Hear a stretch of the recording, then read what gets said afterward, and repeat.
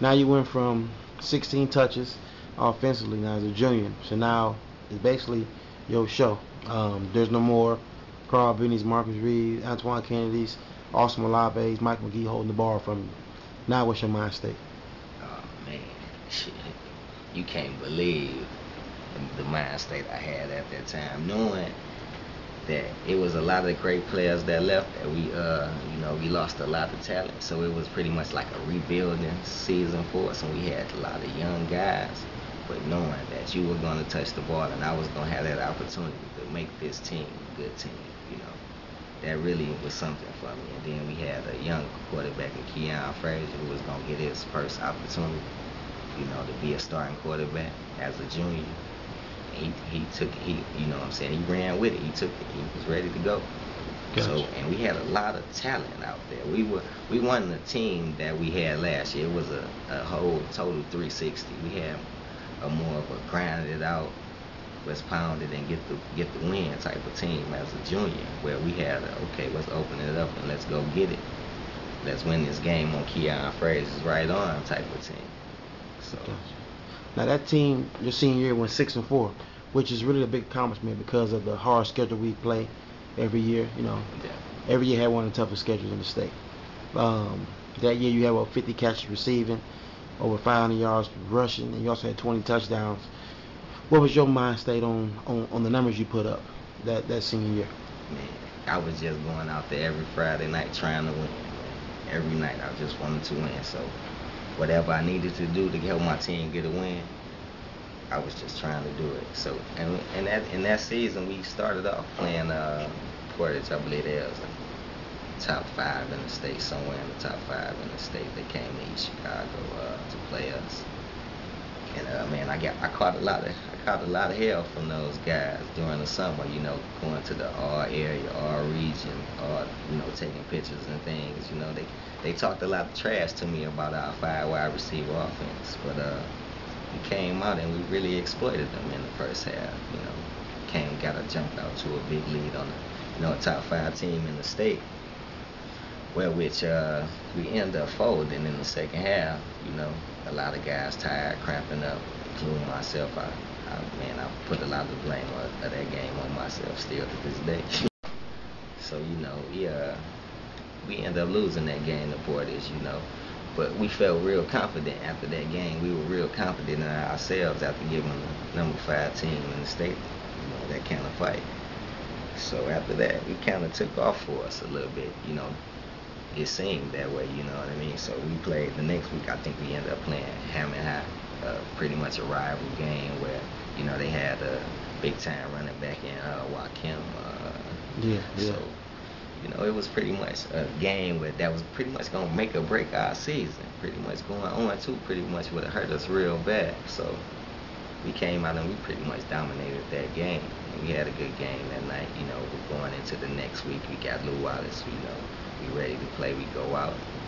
And in that game, we ran into a real problem, you know. We had a guy who made a tackle on the Lou Wallace sideline who ended up getting surrounded by a few Lou Wallace players, and they kind of jumped on him a little bit.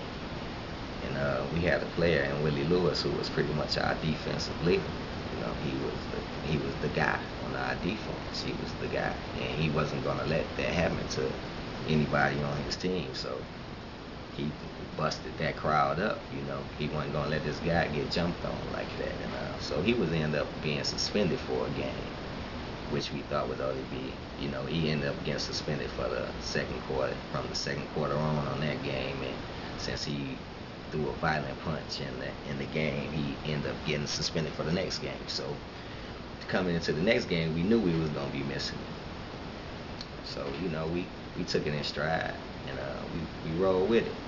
So next week we thinking our guys coming back, our leader coming back, our Ray Lewis. I mean, for real, Willie Lewis was our Ray Lewis. He was the heart and soul of our team. You know, and coming back for the next week, he was end up being suspended by the upper management of the school, the principal, the vice principal, the AD, I guess. Gotcha. You know what I mean? For another game, telling him that they don't feel that his punishment was enough. And we kind of took that hard as a team because, like I say, he was the Ray Lewis of our team. He was the heart and soul of our team. So, that hurt our locker room. It hit hard in our locker room. Do you feel like he was blackballed? Definitely, definitely. Because during that time we had Coach Richard, the football coach, Coach Myers was the assistant principal. You felt like them guys could pull some strings, right? Yeah, definitely. And they know they could. You know what I mean? That's pulling no punches. You know what I mean? It's like sometimes you fall out of the system. And in life that happens.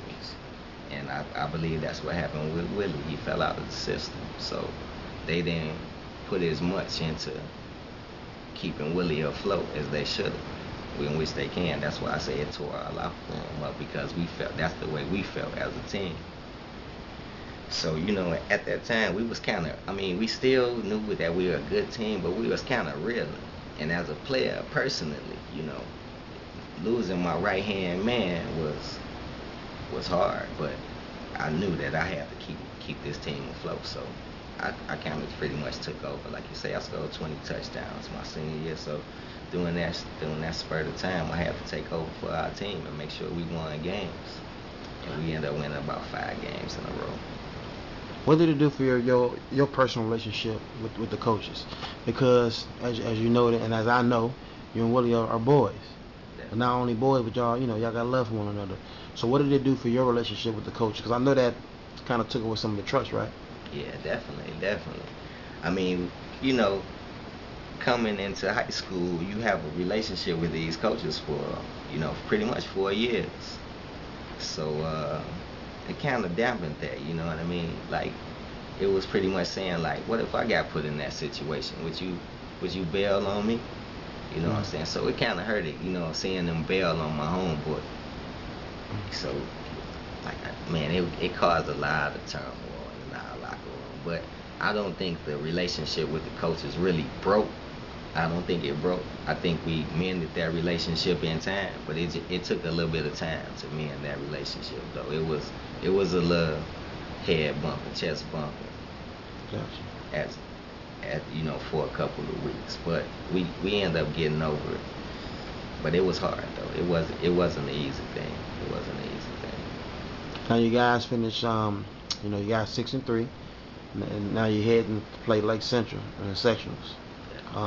Give us your experience on your last high school game you ever played.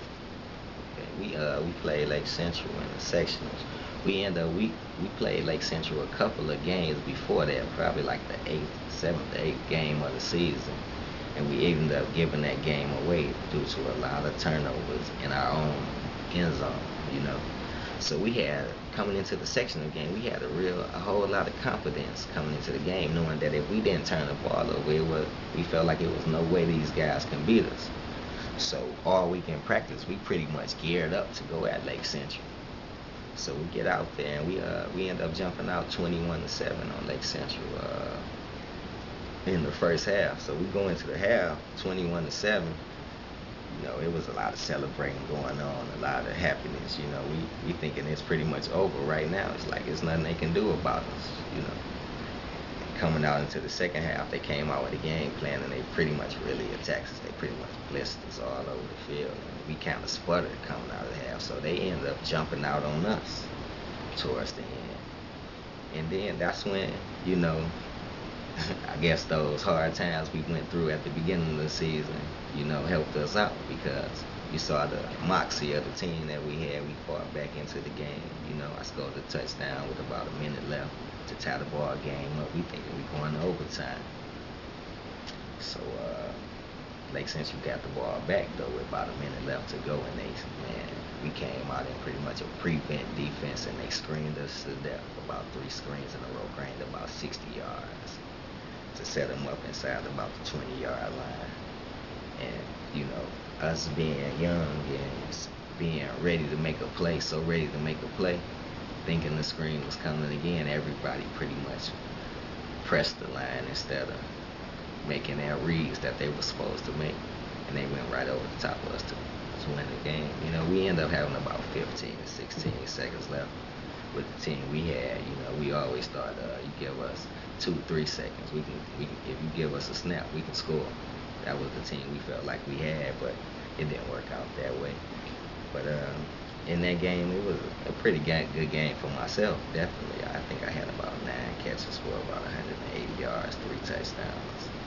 But coming out on the losing end of the stick to end your season was pretty much killing. Just knowing that, man, it's the last time, man. You know, we're gonna be in this locker room together. These guys, you know, we had a lot of good times doing this right here.